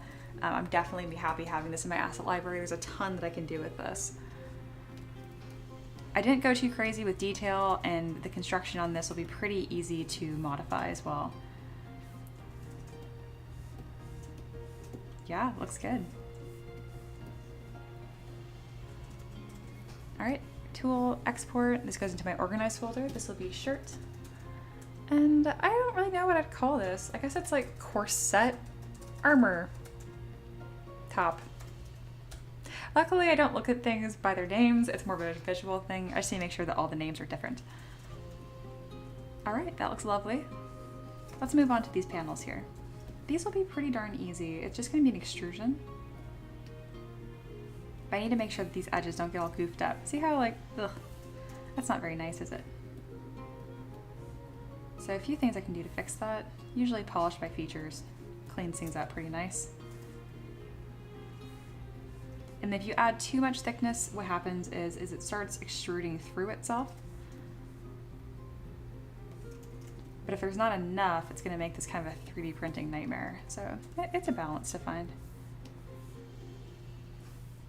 Sometimes I can go through here and manually smooth out some of these areas, and it makes it play a little bit nicer.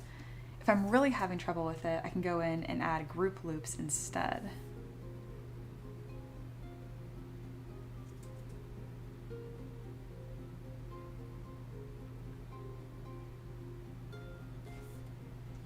All right, that's gonna be good enough.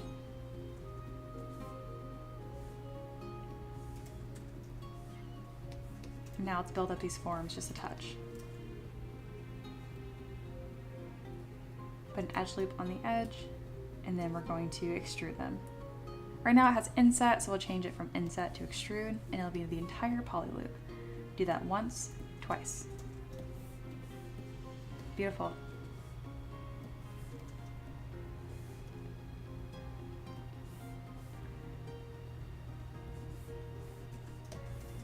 doing the same thing with the piece underneath it. I probably could have done these at the same time, but I don't mind doing them separately. It doesn't take very long.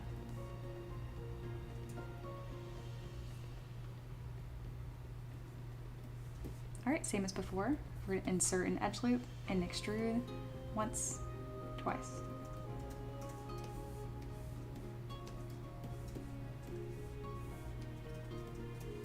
Polygrouping these as a whole, and I'm going to merge these down together. I do like these hip pieces. We're probably going to keep them and then merge them down with like this entire chainmail skirt assembly I'm going to want to keep.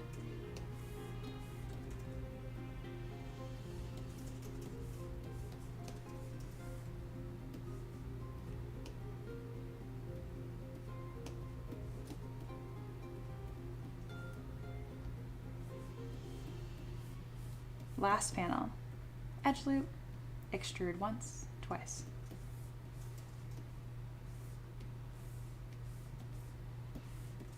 We're going to dual purpose this belt right here into 2 different base meshes because it's going to work really well for this skirt assembly as well. Go ahead and pin that down, and now it's here as well. Excellent. This one will need a little bit more work to be asset ready, so let's go ahead and take care of that. I don't mind that these pieces actually come all the way through the top on the body. I'm going to leave them there, and the reason why I'm not going to fix that is because I never know how I'm going to reuse these assets. I want them to be as versatile as possible, and part of maintaining that versatility is keeping the pieces in their entirety and not having any clipped edges.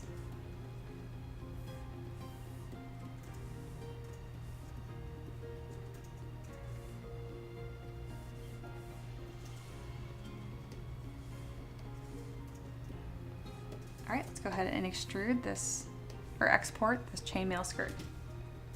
This will be under my pants section, and it'll be chainmail skirt. A lot of assets created today.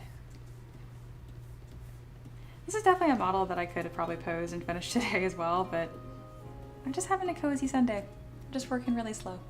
Thank you guys for hanging out with me.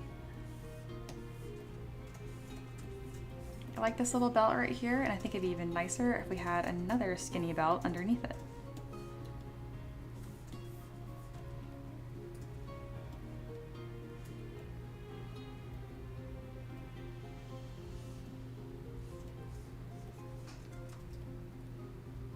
These are the decisions that are hardest to explain to my students when they're like, oh, like what makes you decide when you need to add more or you don't need to add more? It's really just a practice thing, and then that comes into like your own style, what you think is enough or not.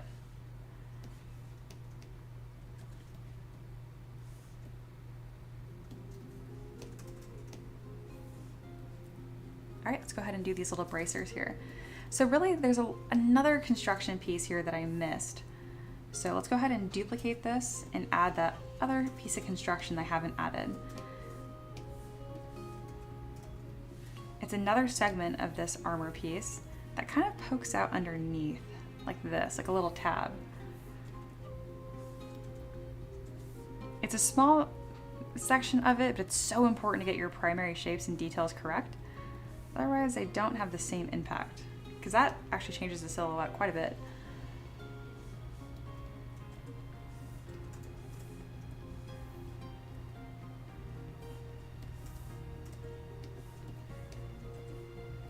All right, I'm gonna go ahead and close holes. These are so rounded, I'm not worried about any weird extrusions. And going to my Z modeler brush. It's kind of the same process I've been doing, where I pick a trim piece and extrude it. These pieces especially I'm keeping pretty simple because I want them to be as reusable as possible. Before I move on with this one though, I don't like this corner topology here because it's gonna be harder to extrude a loop on it. So we're gonna zero mesh with same turned on. So it'll have like the same target poly count, but I'll try to put a loop around it. So this is the before, this is the after. Much, much easier to work with. At least for the applications that I do. I need to watch more live streams of artists that work in different fields. It's always kind of cool to see like what they shoot for and what benefits them in their field.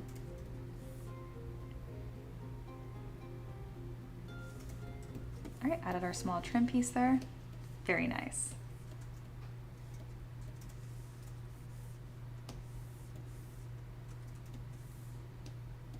Merge these pieces down. I'm going to delete one side entirely. One, because I do like the asymmetry, and two, when I'm putting these into my asset library, I do not need the same piece duplicated twice. I could just insert it once. All right, let's add that shoulder piece. Very, very simple. Shoulder, arm, metal grip. Fancy name.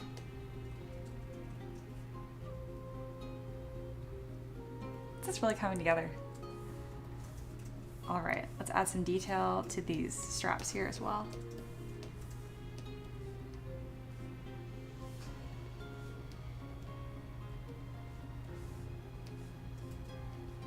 For these, I'm gonna add a little bit more structure, and we're gonna add some of these more like vertical extrusions. Come on. It's a little too much, so let's zoom in here and just tap. There we go.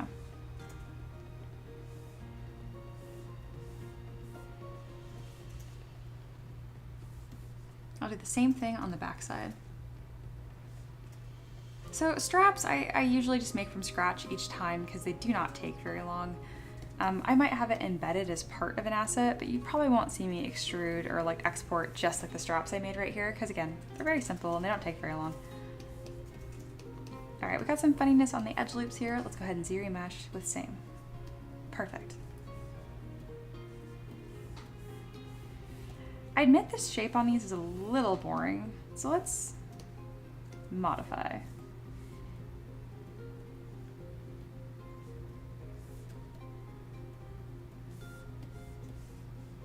That's better.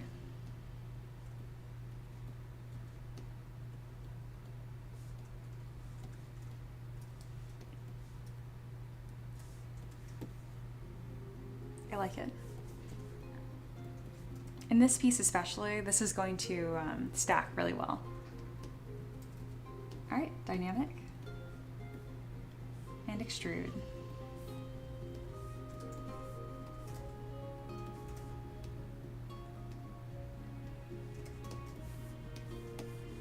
Beautiful. So I mentioned earlier, I think that this is going to stack very nicely, so let's go ahead and do that. I have symmetry turned off because I find that sometimes having the gizmo kind of fights you. It's nice just to turn it off.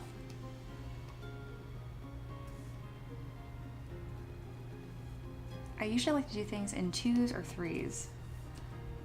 I like the 2 here. I'm not sure. The third element in this specific model is probably gonna be some sort of like dragon scale.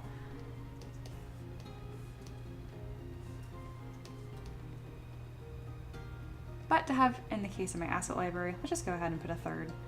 It'd be super easy to hide it if I don't want it later on. All right. Let's take all these pieces, delete one side,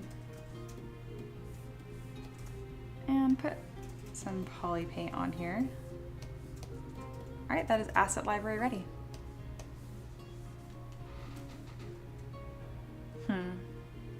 I think this goes in my shoulder palette. This will be a metal 3-stack bracer.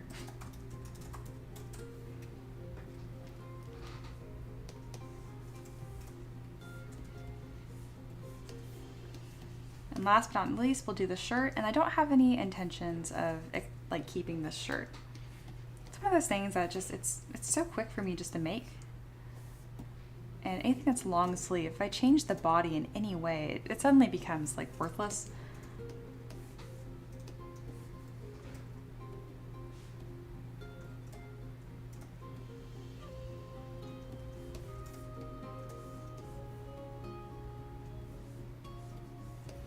All right, we're gonna add a few crease loops on the shoulders.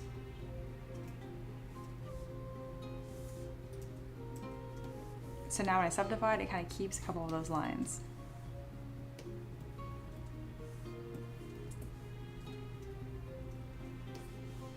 Excellent. Oh man, she looks so cool.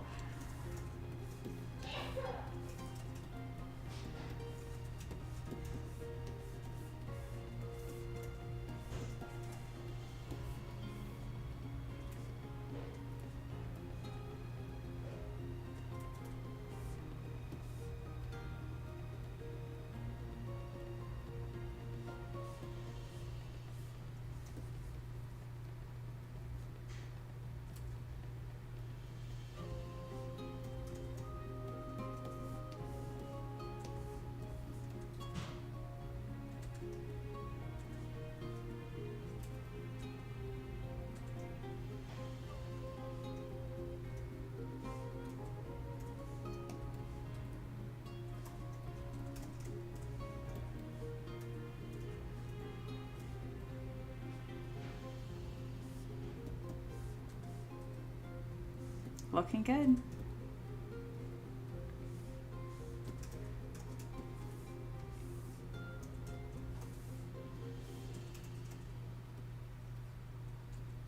All right, this model is pretty much ready to be detailed and posed. And so we've already added a lot of structure and details. If you're wondering like what more detail I'm talking about, that's gonna be stuff like adding fabric folds and that kind of stuff, like tertiary details. This shoulder pad here is so barely visible. I'm just gonna extrude it a little bit so it has any structure at all. But I'm probably not gonna export it into being its own piece.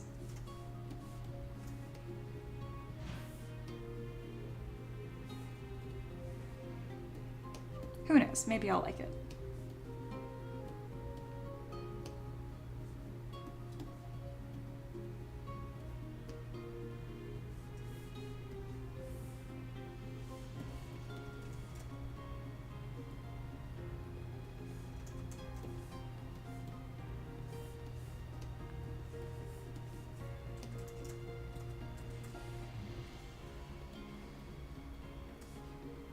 You know, it's really nice and simple. Why not?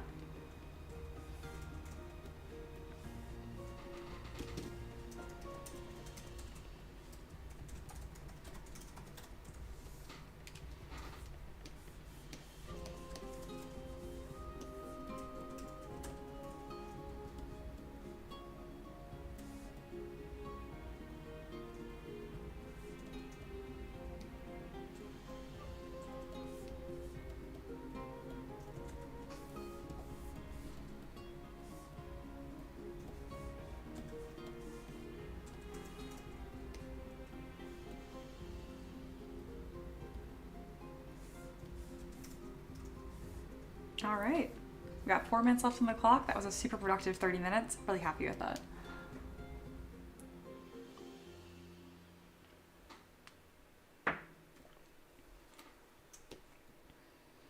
All right, I'm gonna call this stream good. I'm really happy with the progress that I made, and we're gonna go ahead and pose her maybe in like another bonus stream, but probably off camera.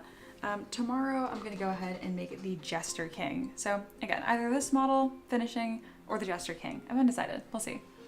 But thank you guys so much for hanging out, and I will see you guys tomorrow. Like always, 11 a.m. Eastern time is when I begin. So yeah, I hope you have a fantastic rest of your Sunday. Hope you have a lot of good rest, and I'll see you around. Bye.